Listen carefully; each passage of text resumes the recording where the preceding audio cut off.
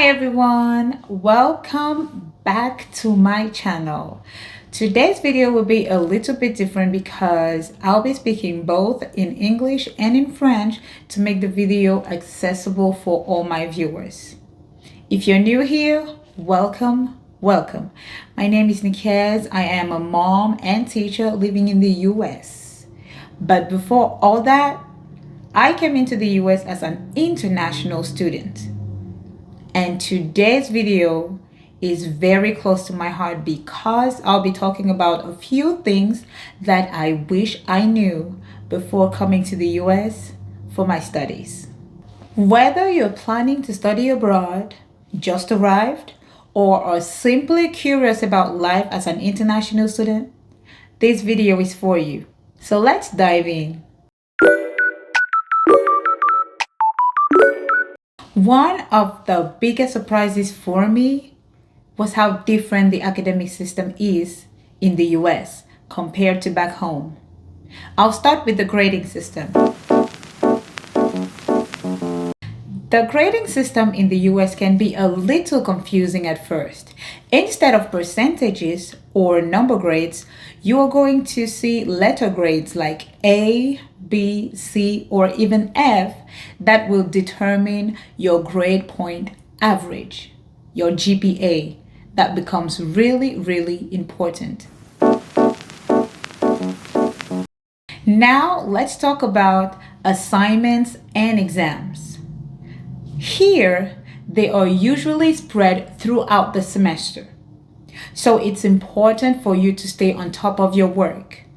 For me back home, generally, most of my grade was coming from 1 or 2 exams at the end of the semester or at the end of the year. But here, you will have quizzes, you will have group projects, you will even have attendance and participation that will all count towards your final grade. Now, let's talk about where you can find support. Here, your teachers also expect you to be proactive. If you're struggling, do not wait until it's too late. You can schedule office hours or seek help from your tutors. Most universities here have resources like writing centers, math labs, tutors, and they are all free for students to use. My advice for you is that you read your syllabus carefully because it tells you when you have quizzes and assignments. Also, plan your assignments ahead of time. And do not hesitate to ask for help if you need it. Another thing that I wish I had known more about is the immigration policies and rules for international students. For example, maintaining your status here. Talking about your status here, as an international student, you are on F1 visa, also known as student visa, and for that you have to follow specific rules. For example, you have to be enrolled in a full course load and you cannot take jobs off campus without proper authorization. Violating any of these rules can have serious consequences on your status as international students, so it's important to stay informed. However, you have other means of earning some extra money and gaining experience, and that is through on-campus jobs. Most international students are allowed to work 20 hours per week on campus, but you have to make sure to check with your international students office to ensure compliance. As an international student, I got an on-campus job. And my job was to teach French to undergrads. So each semester, I had 2 classes to teach, and that was how I was able to earn some extra money and also gain experience, build up my CV. Another thing to be aware of is travel restrictions. If you have to leave the US, the school has to sign your documents. That way, it's easier for you to re-enter the country. I remember a friend once had to go back home to visit his family, and for some reason, he had not had his documents signed by the school. So when it was time for him to re-enter the US and he got to the embassy, they told him, well, you cannot come back in. So the embassy had to call the school over here to check and make sure that he is indeed a student in that school. And that was the only way he could come back in. My advice to you is that you familiarize yourself with the resources that are provided by your school's International Students Office. They are there to guide you, help you, and make sure that you stay on track. And here is a big one. I wish someone had told me to start planning my exit strategy as soon as I got in the US. It's easy to get caught up with your studies and daily life. But if you're planning on staying in the US after your program, you need to act early. Now, let's talk about some options that you have if you plan on staying in the US after your graduation. If you are on an F1 visa or student visa, then you might be eligible for an OPT, the Optional Practical Training. The OPT is the document that gives you the authorization to work, and you need to apply to have it issued to you. This document, the OPT, allows you to work in your field for up to 12 months after graduation. And if you're in a STEM field, then you might qualify for a 24-month extension. When you start getting close to graduation, the school starts sending you emails telling you it's time for you to apply for OPT. Make sure you do it as early as possible. I will not say that I did it late, but once I found a job and it was time for me to sign my contract, my employer told me that the OPT document was required because it is my work authorization. Unfortunately, it was still being processed. It had not been issued to me yet. So, in order to keep my job, in order to make sure that I signed that contract, I had to pay extra money to fasten the process and have my OPT sent to me as soon as possible. And that cost a lot of money. So make sure you apply early enough so you can have the document ready once you start looking for jobs and probably get a job offer. Make sure you study your options carefully. Do you plan on staying here? Do you plan on returning to your country? Because each path requires preparation. My advice to you is that you start exploring your options early. You can visit your career center, you can talk to your international student office, you can even attend workshops to explore postgraduate options. The earlier you start, the more prepared you'll be when the time comes. So those are the 3 things I wish I knew before moving to the US as an international student. The differences in the academic system, understanding immigration policies and rules, and of course, planning your exit early. These lessons took time, but they have made my journey so much smoother. If you found this video helpful, let me know in the comments. What challenges have you faced as an international student, and what are you most curious about? Don't forget to like, share, and subscribe for more videos about my experiences for students, parents, and teachers alike. Thanks for watching, and I'll see you in the next video. Au revoir!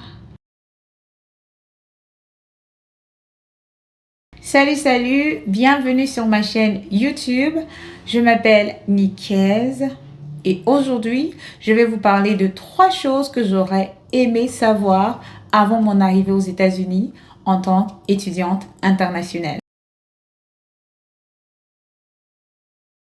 La première chose que j'aurais aimé savoir, c'est que le système académique américain est tout autre. Il est différent de ce que j'ai connu au Cameroun. Je vais parler d'abord du système de notation. Le système de notation aux États-Unis se fait avec des lettres.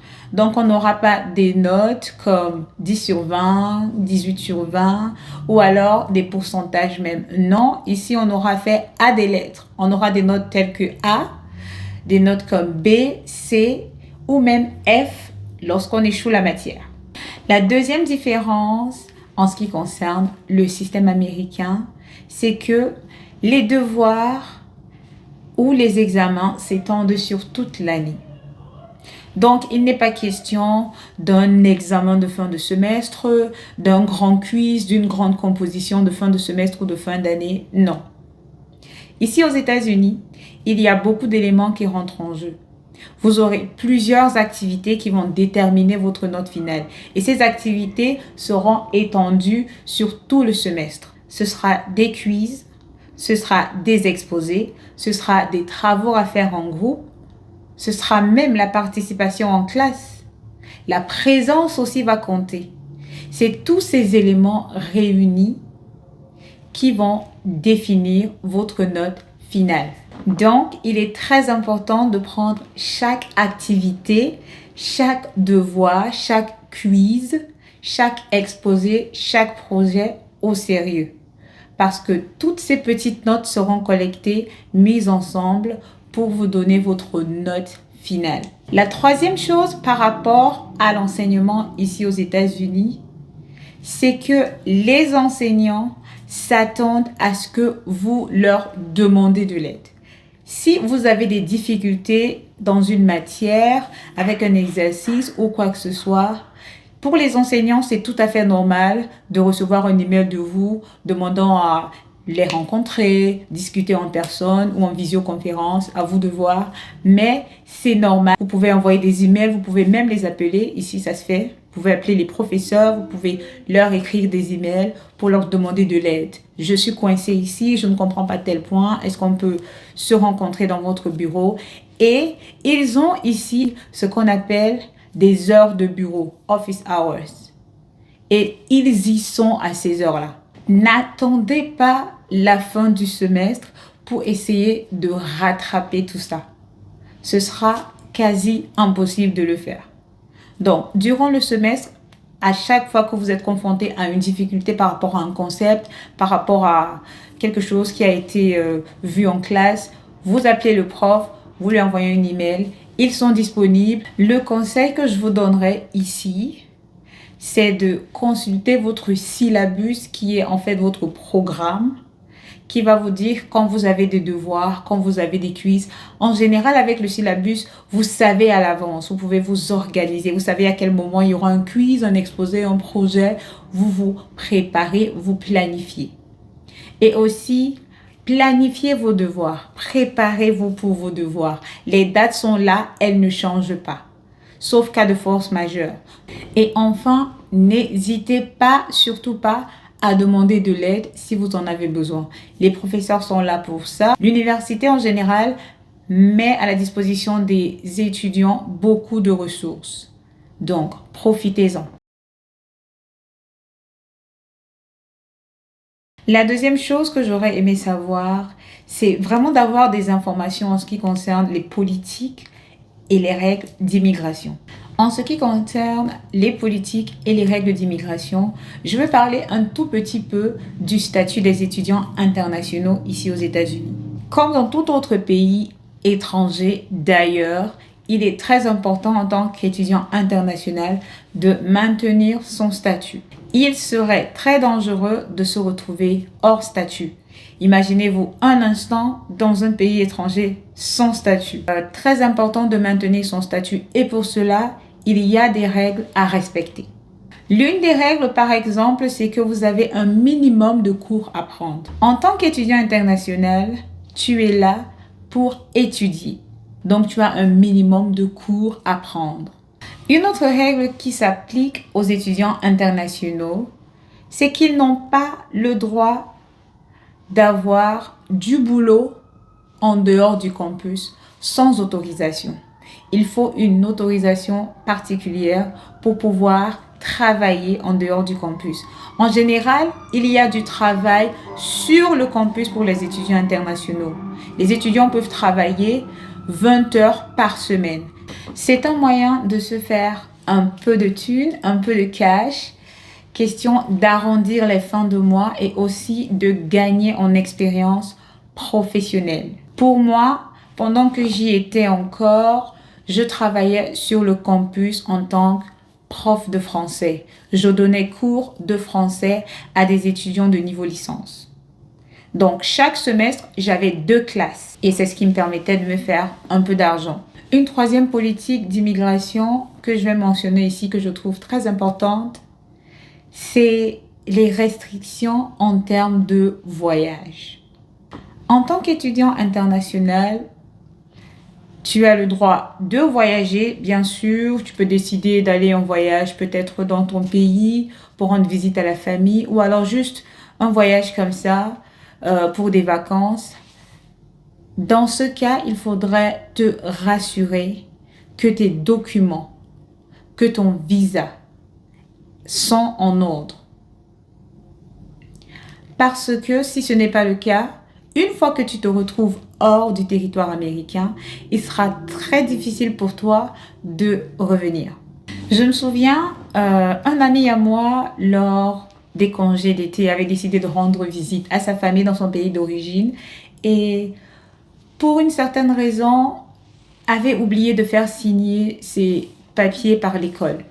Parce qu'en fait, l'école devrait signer tes documents pour te permettre de rentrer facilement sur le territoire. Il avait oublié de le faire une fois qu'il est arrivé dans son pays d'origine et qu'était venu le moment de retourner aux États-Unis. Une fois à l'ambassade, on lui fait comprendre que sa documentation n'est pas en règle et qu'il n'avait pas la signature de l'école. Rien ne justifiait qu'il était étudiant dans l'école en question. Il a fallu que l'ambassade appelle l'école aux États-Unis et que l'école confirme qu'en fait, il était étudiant là-bas. C'était le seul moyen pour lui de revenir. La troisième chose que j'aurais aimé savoir avant d'arriver aux États-Unis, c'est qu'il est très important et même plus important de planifier sa sortie que son entrée. C'est-à-dire, pendant que tu es ici aux États-Unis, pendant que tu complètes ton programme, que tu vas à l'école, il est très important de savoir déjà ce qui va se passer après que tu auras obtenu ton diplôme. J'ai mon diplôme et après, qu'est-ce qui se passe? Il est très important lorsqu'on arrive ici, dès les premiers jours, dès les premières semaines, une fois qu'on a commencé les cours, de planifier déjà ce qui va se passer après. Est-ce que j'ai décidé que j'allais rester ici après mon diplôme ou alors je rentre chez moi? Si je rentre chez moi, il y a une procédure. Si je décide de rester, il y a une autre procédure. Si je décide de rester, quelles sont mes options? Il faut déjà commencer à explorer ces options parce qu'en général, la procédure est longue, elle prend du temps. Si tu attends d'être au terme de ton séjour pour entamer la réflexion, qu'est-ce que je fais après? On n'aura pas suffisamment de temps. Donc, il est très important de savoir qu'est-ce que je fais après. Ok, j'ai décidé que j'allais rester ici. Quelles sont mes options? Est-ce que je peux travailler? Est-ce que je ne peux pas travailler? Si je peux travailler, qu'est-ce qu'il faut faire? Etc. En ce qui me concerne, par exemple, j'avais déjà décidé que j'allais rester ici après mon programme. Alors, je me suis renseignée, je suis allée au bureau des étudiants internationaux, poser des questions, savoir quelles étaient mes options et ce qu'il y avait lieu de faire. La première des choses, c'est qu'il fallait engager une procédure pour pouvoir obtenir un permis de travail. Et cela peut prendre du temps. Donc, il est très important de se renseigner, d'avoir les informations, d'avoir les dates, de savoir quoi faire quand.